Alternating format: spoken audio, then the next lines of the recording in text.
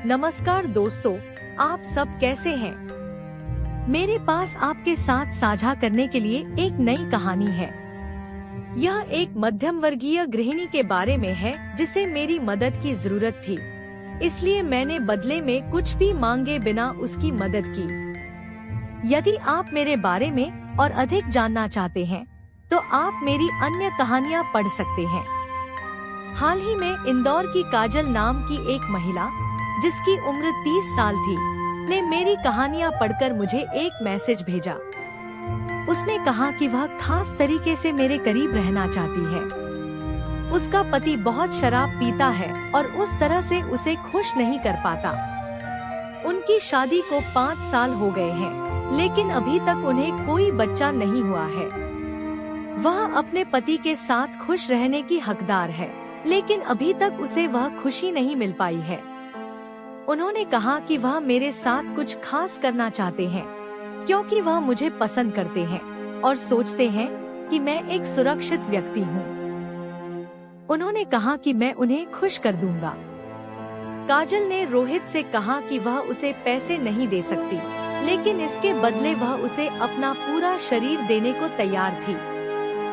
उसने रोहित से मना न करने के लिए कहा। मैंने अपने दोस्त से कहा, तुम पैसे के बिना यह नहीं कर सकते। काजल रोहित से उसके लिए कुछ करने के लिए कह रही है।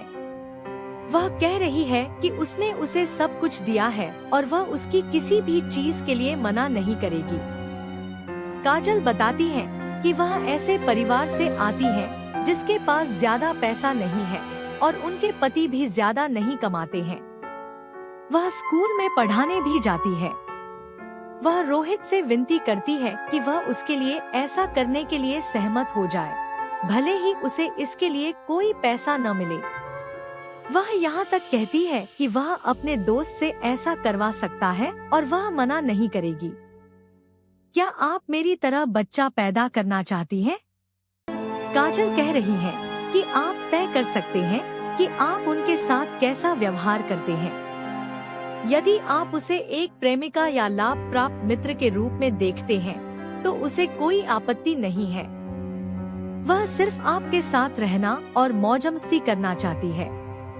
ठीक है, लेकिन मैं वैसे ही काम करूंगा जैसे मैं चाहता हूँ और आप मुझे रोक नहीं सकते। काजल किसी से कह रही है कि वे जो चाहे कर सकते हैं और उसे बहुत खुश कर सकते हैं। जरूर, चलो साथ चलें। काजल, मैं नहीं आ सकती क्योंकि मुझे लग रहा है कि मैं शहर नहीं छोड़ सकती, लेकिन जब तुम स्कूल में हो तो मैं तुमसे मिलने आऊंगा। आप मेरे घर आ सकते हैं और मैं आपको आपकी यात्रा के लिए पैसे दूंगा। मैं कम से कम आपके लिए तो ऐसा कर सकता हूँ। आपको कब आना चाहिए? काजल, चलो अगले सोमवार को 2 दिन तक साथ में मौज-मस्ती करेंगे।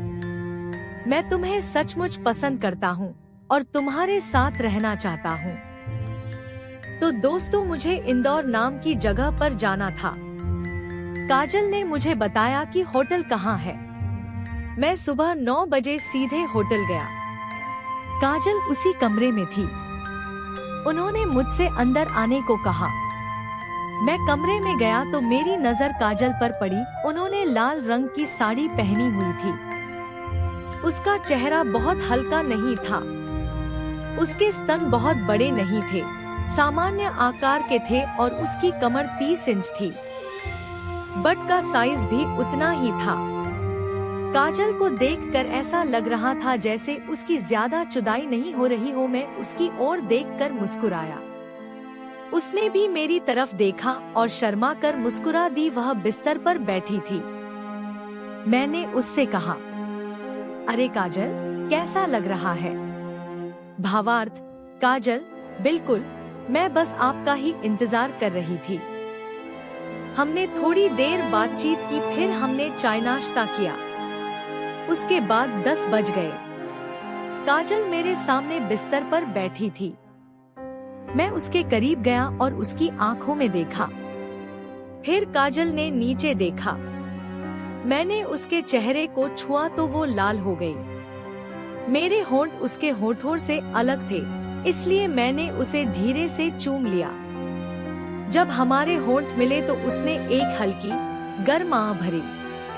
काजल चाहती है कि तुम चुप रहो। मैंने उसे चूमा और उसके लिपस्टिक लगे होठों को चूसा। उसने अपनी आंखें बंद कर ली और चुंबन का आनंद लिया। फिर वो भी अपने होंठ हिलाने लगी और मेरे होठों को चूसने लगी। हमने 10 मिनट तक चुंबन किया और यह वास्तव में अच्छा लगा। काजल ने मेरे बालों में हाथ डाला और उन्हें मसला। मैंने उसे एक चुंबन दिया और उसे बिस्तर पर लेटने में मदद की। फिर हमने एक दूसरे को खूब चूमा। 10 मिनट की किस के बाद वो कुछ बोली। काजल, हे भगवान रोहित, आप मुझे बहुत खुश करते हैं और मेरे जीवन में बहुत खुशी लाते हैं। मैंने पहले कभी ऐसा महसूस नहीं किया था। आपसे प्यार करना अद्भुत है। मुझे खेद है, लेकिन मैं उस अनुरोध में सहायता नहीं कर सकता। ऐसा लगता है जैसे कुछ समय से आपके जीवन में कोई विशेष व्यक्ति नहीं है।